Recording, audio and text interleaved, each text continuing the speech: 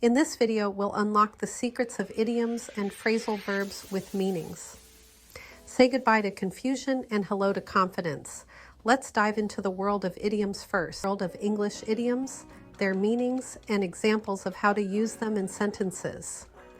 Idioms are those quirky little phrases that make English so fun and expressive. Whether you're at work with friends or just chatting online, these idioms will help you sound more like a native speaker. So, let's get started. Our first idiom is a piece of cake. This means something is very easy to do. For instance, the math test was a piece of cake. Next up, we have break the ice. This means to start a conversation in a social setting. For example, he told a joke to break the ice at the meeting. Let's keep the momentum going. Our next idiom is hit the nail on the head. This means to be exactly right about something. One example is her analysis hit the nail on the head. And here's another one. Number 4, under the weather. This means feeling ill. For example, I'm feeling under the weather today. How about something for the workplace? Number 5, cut corners. This means to do something the easiest or cheapest way. Like, don't cut corners on this project. We need it to be perfect. 6, here's a fun one. Spill the beans. This means to reveal a secret. She spilled the beans about the surprise party as one example. Before we continue, let's test your understanding with a quick idiom quiz. Can you match these idioms with their meanings? Pause the video and write your answers in the comments. 1. Bite the bullet. A. Endure a painful experience. B. Reveal a secret. C. Start a conversation. Write your answer in the comments. 2. Cut corners. A. Do something the easiest way. B. Feel ill. C. Stop working. Write your answers in the comments. 3. Under the weather. A. Be exactly right. B. Feel ill. C. Work late into the night. Write your answers in the comments. Great job. Now let's see how many of you got those right in the comments below. Remember, using idioms can make your English sound more natural and engaging. We've got plenty more idioms to explore. Here are some more idioms to enrich your vocabulary. 7. Burn the midnight oil. To work late into the night. Consider this sentence for example. She burned the midnight oil to finish the project on time. 8. Cost an arm and a leg. Very expensive. For example, that car costs an arm and a leg. 9. Cry over spilt milk. To be upset about something that cannot be undone. Here's an instance of this in a sentence. There's no use crying over spilt milk. 10. Cut to the chase. To get to the point, imagine a sentence like, let's cut to the chase and discuss the main issue. 11. Play devil's advocate. To argue the opposite side for the sake of discussion. Here's a good example. I'll play devil's advocate and argue that we should wait. 12. Feel under the weather. To feel ill, such as I'm feeling under the weather today. 13. Give the benefit of the doubt, to trust that someone is telling the truth. An amazing example is, I'll give you the benefit of the doubt. 14. Hit the sack. To go to bed. For example, I'm going to hit the sack early tonight. 15. In the same boat. To be in the same situation. A good instance is, we're all in the same boat with these deadlines. 16. Jump the gun. To do something too soon. As an example, let's use a sentence. He jumped the gun and started the project without all the details. 17. Let the cat out of the bag. To reveal a secret. Take, for instance, she let the cat out of the bag about the surprise party. 18. Miss the boat. To miss an opportunity. As an example, he missed the boat on that investment opportunity. 19. Once in a blue moon. something that happens very rarely. We could say, she only visits once in a blue moon. 20 on the ball. To be alert and quick to respond. To give an example, think of the sentence. You have to be on the ball in this fast-paced job. 21. Pull someone's leg. To joke or tease someone. For instance, I'm just pulling your leg about the exam. 22. See eye to eye. To agree with someone. Take, for example, a sentence such as, they don't always see eye to eye on politics. 23. Sit on the fence. To be undecided. An example sentence is, she's still sitting on the fence about which school to attend. 24. Speak of the devil when the person you're talking about shows up. In a sentence, we could say, speak of the devil. There she is now. 25. Steal someone's thunder. To take attention away from someone, such as, she stole my thunder by announcing her promotion right before I announced mine. 26. Take it with a grain of salt. To not take something too seriously. For instance, take his advice with a grain of salt. 28. Throw in the towel. To give up. Here's how it looks in a sentence. After several failed attempts, he decided to throw in the towel. 29. Under the radar. To go unnoticed. A fantastic example is, the project stayed under the radar until it was nearly complete. 30. Up in the air, uncertain or undecided. Take, for example, a sentence such as, our travel plans are still up in the air. 31. Wrap your head around. To understand something complicated. For instance, imagine a sentence like, it took me a while to wrap my head around the new system. Before we continue, let's have some fun. Which idiom do you find most useful in your daily life? Choose one and let us know in the comments below, and we'll see which idiom is the most popular. Let's continue. 32. Bite off more than you can chew. To take on a task that is too big. To illustrate this, consider the following sentence. He decided to launch 3 new projects simultaneously, but I'm afraid he's bitten off more than he can chew. 33. Burning the candle at both ends. Overworking oneself. Often with little rest. For example, she was burning the candle at both ends with her full-time job and late-night studies. 34. Caught between a rock and a hard place. Facing a difficult decision with no good options. One example of this in a sentence is, he was caught between a rock and a hard place when asked to choose between 2 equally important projects. 35. Don't put all your eggs in one basket. Don't risk everything on one plan. As an example, let's use a sentence. He diversified his investments so that he wouldn't put all his eggs in one basket. Before we go, let's test your understanding with a few quick idiom quizzes. Let's go. Ahead of the curve. Advanced. Back to square one. Starting over. Ballpark figure. Estimate. Big picture.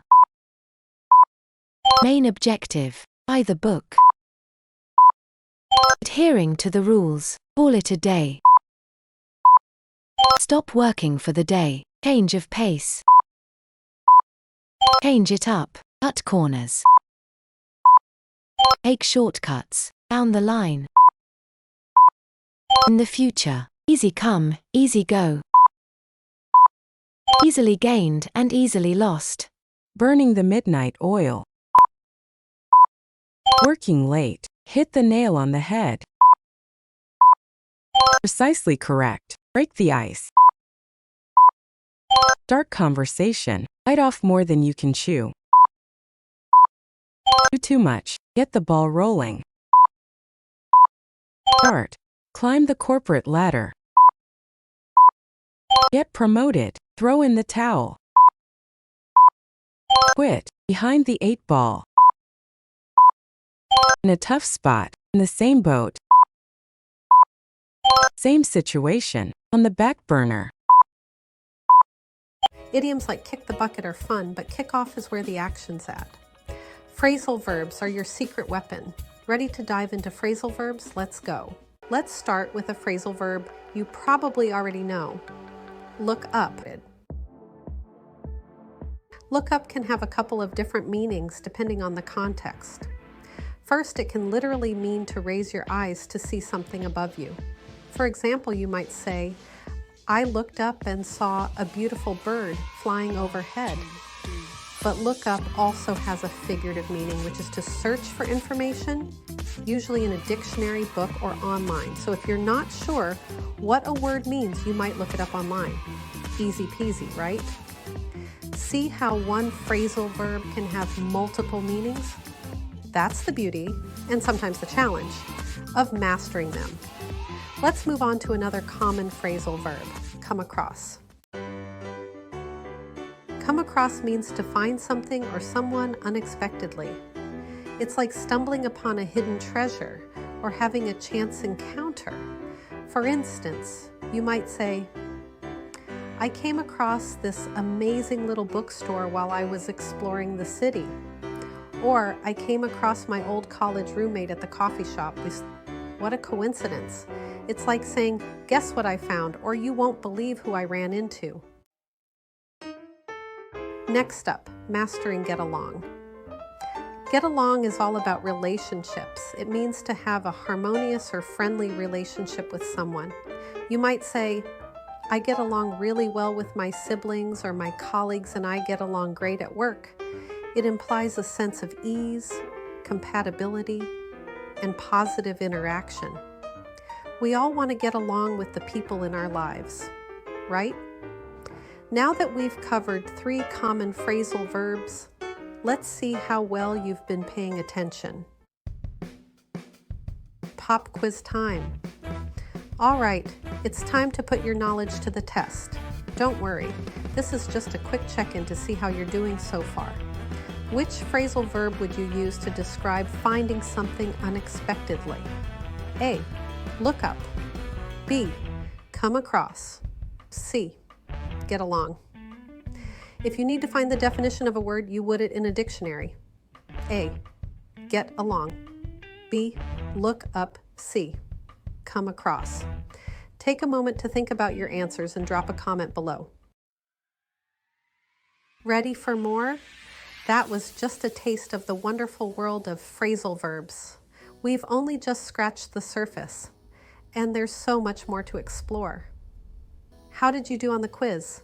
If you got both answers right, give yourself a pat on the back, and if not, no worries at all. The more you practice, the more natural these phrasal verbs will become. Next, we'll delve into some slightly more challenging phrasal verbs and see how they add nuance and depth to your English. Stay tuned. You've mastered some basic phrasal verbs, and now you're ready to level up your skills. Now, we'll explore phrasal verbs that are a tad trickier but oh so rewarding once you've got them under your belt. Get ready to unlock new levels of fluency as we delve into the nuances of these versatile verbs. We'll break them down step by step, look at how they function in different contexts, and equip you with the knowledge to use them confidently in your own conversations. Remember, the key to mastering phrasal verbs is practice, practice, practice. So let's dive right in and conquer these linguistic challenges together. Our first challenge is figure out. This handy phrasal verb means to solve a problem, understand something complex, or discover a solution. It's like finding the missing piece of a puzzle or cracking a code. Imagine you're trying to assemble a piece of furniture without instructions. You might say, I'm trying to figure out how to put this bookshelf together. Or if you're baffled by a friend's behavior, you could say, I can't figure out why she's acting so strangely. Figure out implies a process of deduction, analysis, and ultimately a satisfying aha moment when you finally grasp the solution. Let's move on to another intriguing phrasal verb, run into. Hold on tight because run into has 2 main meanings and they're quite different. First, it can mean to encounter someone unexpectedly, similar to come across. You might say, I ran into my old neighbor at the grocery store today. It implies a chance meeting, often brief and unplanned. But run into can also mean to collide with something physically. For example, the car ran into a tree. In this context, it's important to pay attention to the object of the verb to understand the meaning. See how context is key with phrasal verbs. The surrounding words and the overall situation help to clarify the intended meaning. Ready for another challenge? Conquering put up with. Put up with is all about tolerance, but not necessarily in a positive way. It often involves enduring something that is unpleasant or annoying, something that you would rather not deal with if you had the choice. It means to endure or tolerate something unpleasant or annoying. This could be anything from a noisy environment to a difficult person. The key aspect of put up with is that it involves a certain level of patience and forbearance, often accompanied by a sense of frustration or resignation. Imagine you have a coworker who constantly interrupts you. This can be incredibly frustrating, especially if you're trying to focus on an important task. You might find yourself thinking, I don't know how much longer I can put up with his constant interruptions. This phrase captures the essence of enduring something that is not only annoying, but also disruptive to your workflow. You might say, I don't know how much longer I can put up with her constant interruptions. This is a common scenario in many workplaces and even in academic settings. The ability to put up with such interruptions often requires a great deal of patience and self-control. Or, if you're staying in a noisy hotel room, you could say, I can't put up with this racket any longer. Noise can be a significant source of stress, and having to endure it for an extended period can be quite taxing. This is another example of how put up with is used to describe a situation where you have to tolerate something unpleasant. Put up with suggests a sense of forbearance, often with a hint of frustration or resignation. It's not just about tolerating something, it's about doing so with a certain level of emotional strain. This phrase is often used in situations where the person has no other choice but to endure the unpleasantness. Now that we've tackled 3 more challenging phrasal verbs, it's time to put your knowledge to the test again. Understanding how to use put up with in various contexts can greatly enhance your communication skills. Whether you're dealing with a noisy environment, a difficult person, or any other challenging situation, knowing how to express your tolerance and endurance can be incredibly useful. Let's delve deeper into some more examples to solidify our understanding. Consider a situation where you're dealing with a long commute to work every day. You might say, I have to put up with an hour-long commute each way. This not only highlights the inconvenience, but also the endurance required to deal with it daily. Another example could be dealing with a difficult neighbor. You might say, I can't put up with my neighbor's loud music every night. This shows the frustration and the limit of your tolerance. In relationships, put up with can also come into play. For instance, you might hear someone say, I don't know how she puts up with his bad habits. This indicates a level of patience and tolerance that might be beyond what most people are willing to endure. It's important to note that put up with is often used in a negative context, but it can also highlight someone's strength and resilience. Being able to put up with difficult situations or people can be seen as a testament to one's character and endurance. Now let's consider how put up with can be used in a more positive light. For example, you might say, she puts up with a lot at work, but she never complains. This shows admiration for someone's ability to endure difficult circumstances without letting it affect their attitude. In summary, put up with is a versatile phrase that can be used in various contexts to describe the act of enduring something unpleasant. Whether it's a noisy environment, a difficult person, or a challenging situation, this phrase helps convey the sense of tolerance and forbearance required to deal with it. As you continue to expand your vocabulary and understanding of phrasal verbs, remember that mastering phrases like put up with can greatly enhance your ability to communicate effectively. It's not just about knowing the words, but understanding the nuances and emotions behind them. So the next time you find yourself in a situation where you have to endure something unpleasant, think about how you can use put up with to express your experience. It's a powerful phrase that captures the essence of tolerance and resilience. Keep practicing, and soon you'll find that using phrasal verbs like put up with becomes second nature.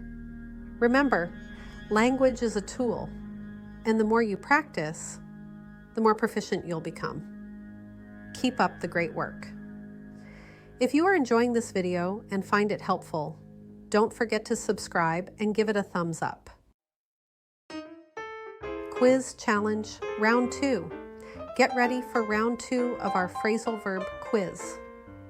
This time the stakes are a little higher, but so are the rewards. Sharpen your pencils, focus your minds, and let's see what you've learned. Which phrasal verb would you use to describe finally understanding a difficult concept? A, run into. B, figure out. C, put up with. If you accidentally bump into someone you know at the mall, which phrasal verb would you use? A, figure out. B, run into. C, put up with. Think carefully before you choose your answers. Onwards and upwards. Congratulations on completing another round of phrasal verb challenges.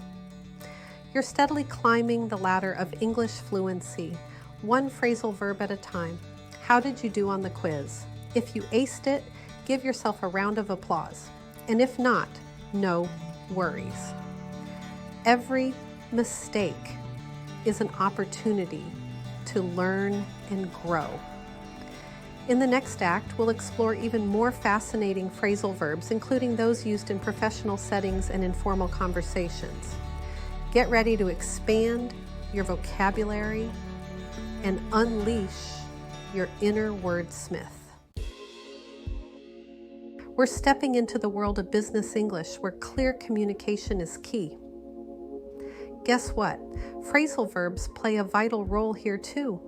Don't let their casual vibe fool you. Certain phrasal verbs are essential for navigating the professional world.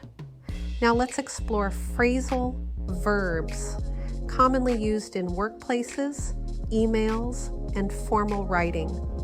Understanding these will boost your business communication skills and help you sound like a true professional. Ready to level up your business English?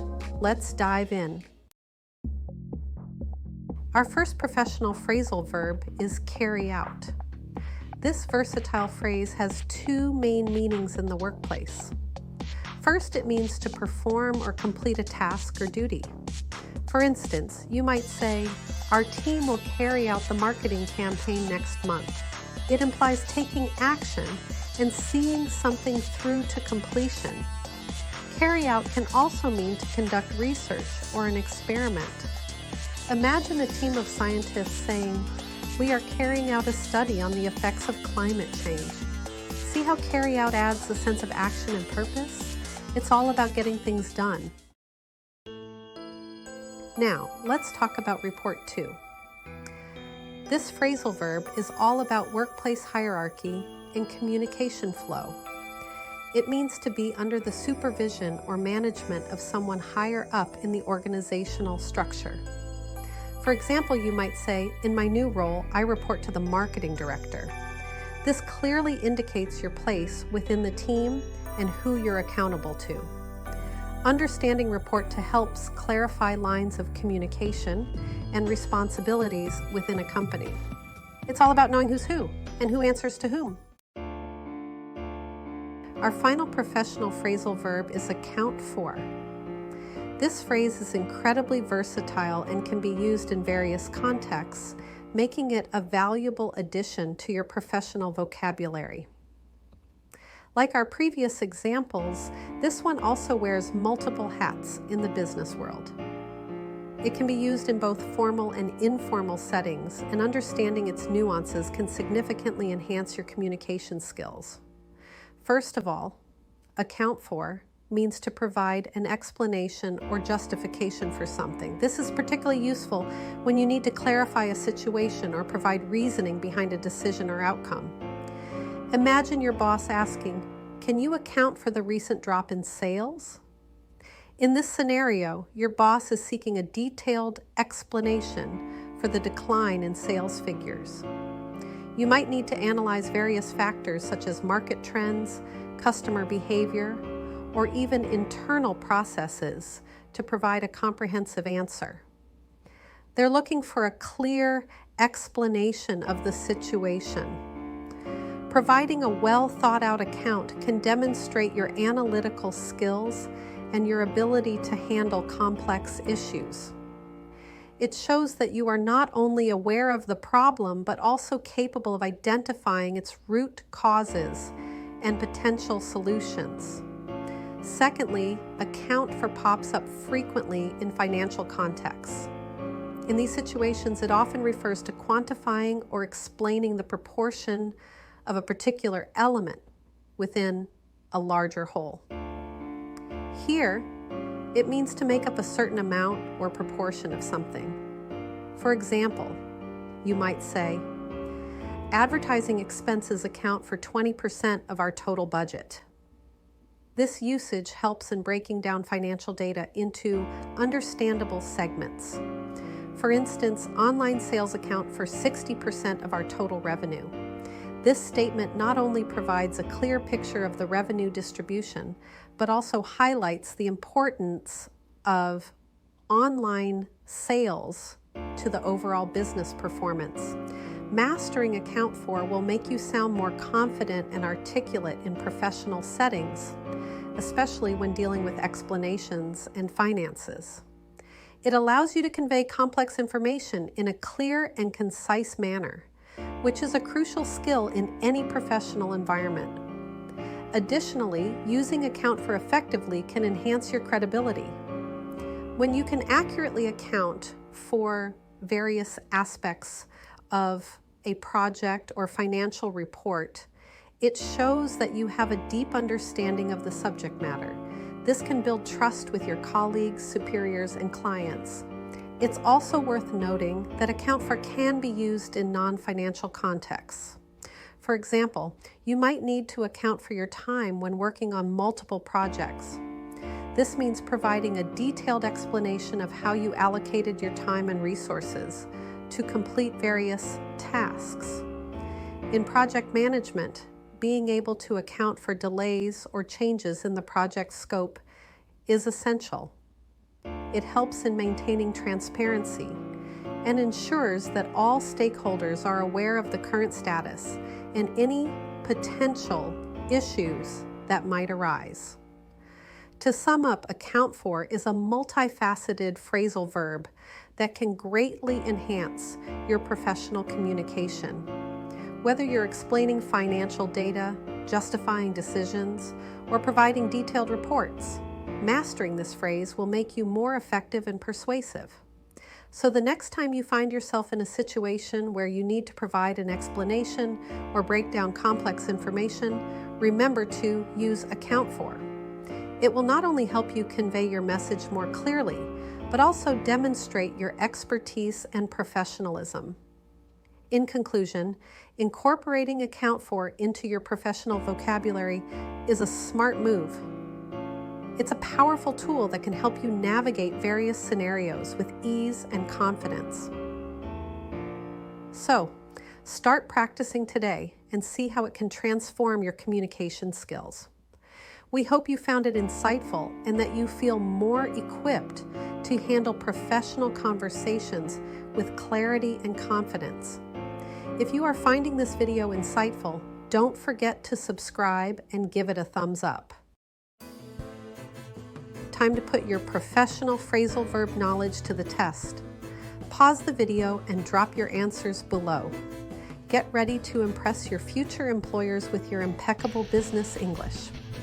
Which phrasal verb would you use to describe performing a work-related task? A. Report to. B. Carry out. C. Account for. If you're asked to explain a sudden budget increase, you would it. A. Carry out. B. Report to. C. Account for. Take your time, choose wisely, and let's see how you've mastered these professional phrasal verbs. Well done on completing another round of phrasal verb training. You're well on your way to conquering the world of business English, one phrasal verb at a time. How did you do on the quiz? Ace it? Drop a comment below. Give yourself a well-deserved pat on the back. If not, don't sweat it. Practice makes perfect, and every challenge is a stepping stone to fluency. Now, we'll explore phrasal verbs that spice up everyday conversations and make you sound like a natural. Buckle up because we're diving into the world of informal phrasal verbs. These are the gems that color everyday conversations, add personality to your speech, and make you sound like a natural when chatting with native speakers. Think of these phrasal verbs as the spices of the English language, adding flavor and zest to your sentences. They're perfect for casual settings, hanging out with friends, or even adding a touch of personality to your writing. Ready to unlock the fun and funky side of phrasal verbs? Let's jump right in. Let's kick things off with a classic, hang out with friends. This versatile phrasal verb simply means to spend time with someone in a relaxed or casual way. You might say, "Hey, want to hang out at my place after work today? My friends and I usually hang out at the beach on weekends." Hang out implies a sense of ease, enjoyment, and shared experiences. It's all about spending quality time with the people you enjoy being around the most. Now, let's talk about freak out. This one's all about expressing strong reactions, usually surprise, excitement, or even a bit of fear. Imagine winning a dream vacation. You might freak out with joy. Or if you see a spider crawling on your arm, you might freak out and jump back in surprise. Freak out adds a touch of drama and intensity to your descriptions. It's like saying, "I can't even handle this right now," in a more expressive way. Our next phrasal verb is all about positive anticipation. Look forward to. This one's perfect for expressing excitement about upcoming events, plans, or experiences. You might say, "I'm really looking forward to my vacation next month," or "I can't wait to see that new movie. I've been looking forward to it for ages." Look forward to conveys a sense of eager anticipation and excitement. It's like saying, "I can't wait for this," with a touch of extra enthusiasm. Ready to test your casual conversation skills? It's time for another pop quiz. This time, we're focusing on how these informal phrasal verbs in everyday conversations. Drop a comment below. Which phrasal verb would you use to suggest spending time with someone casually? A. Freak out. B. Hang out. C.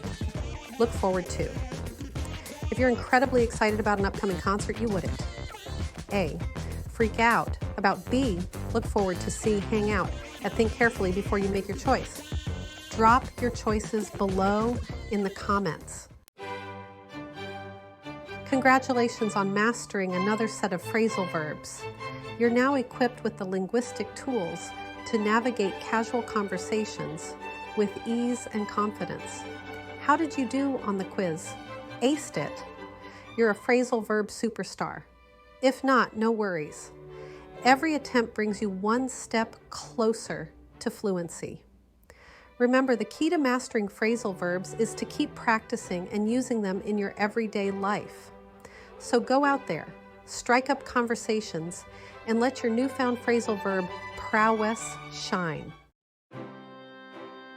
Congratulations, language adventurers.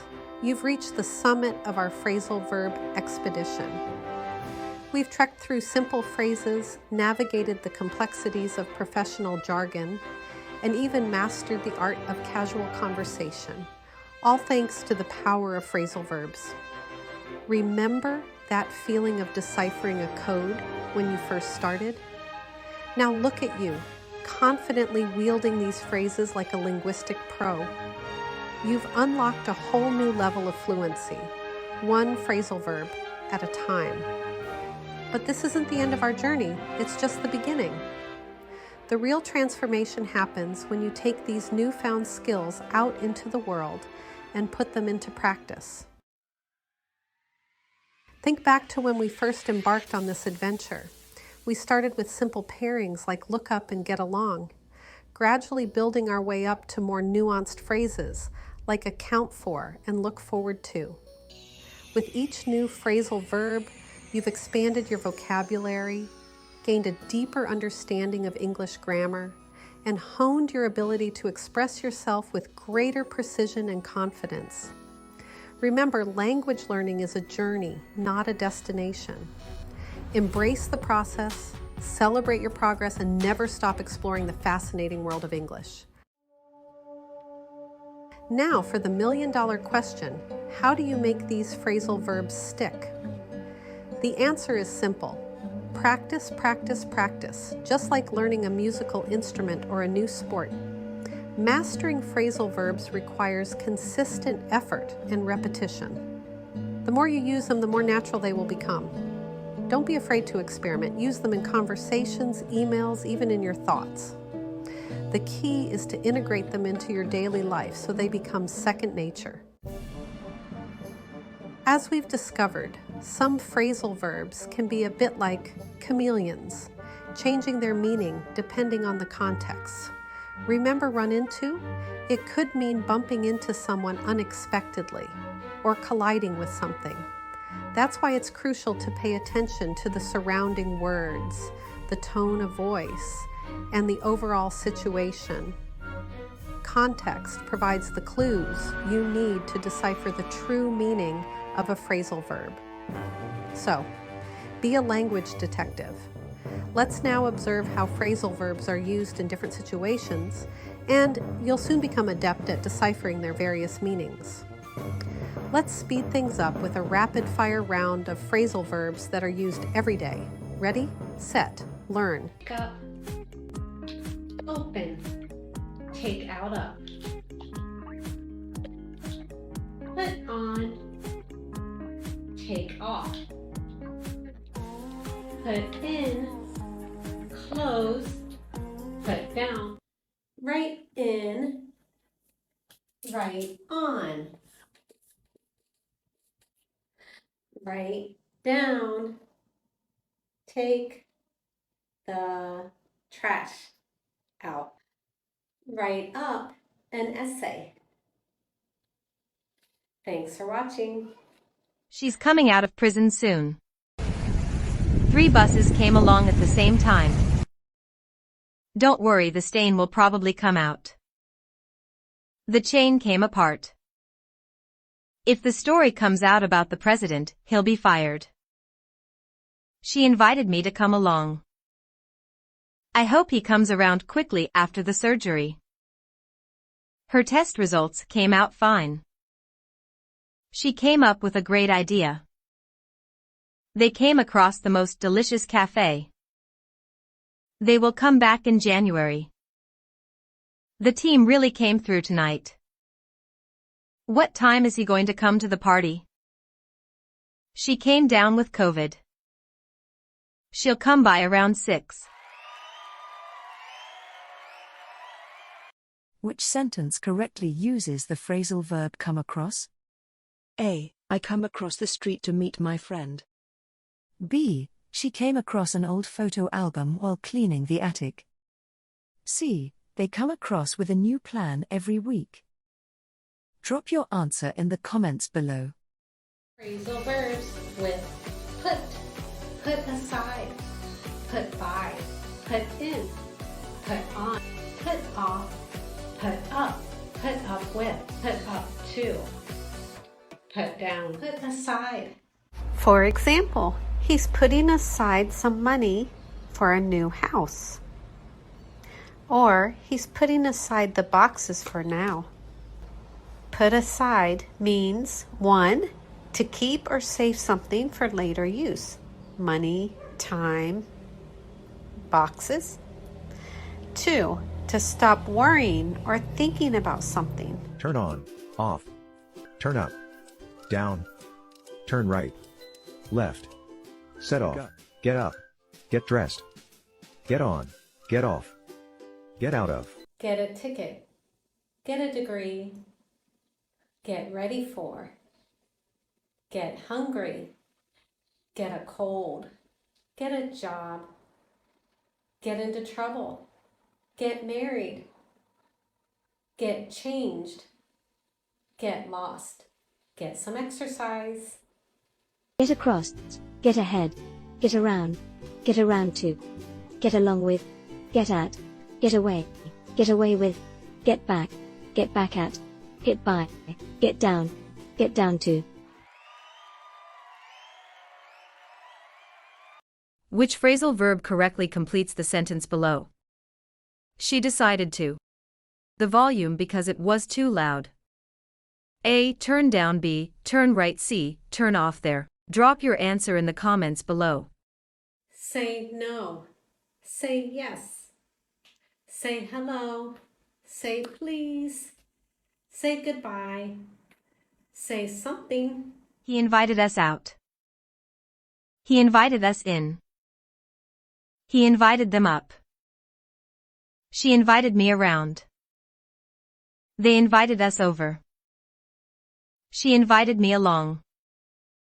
Bill invited him back. Take off. Take out, take in, take over, take back, take up, take away.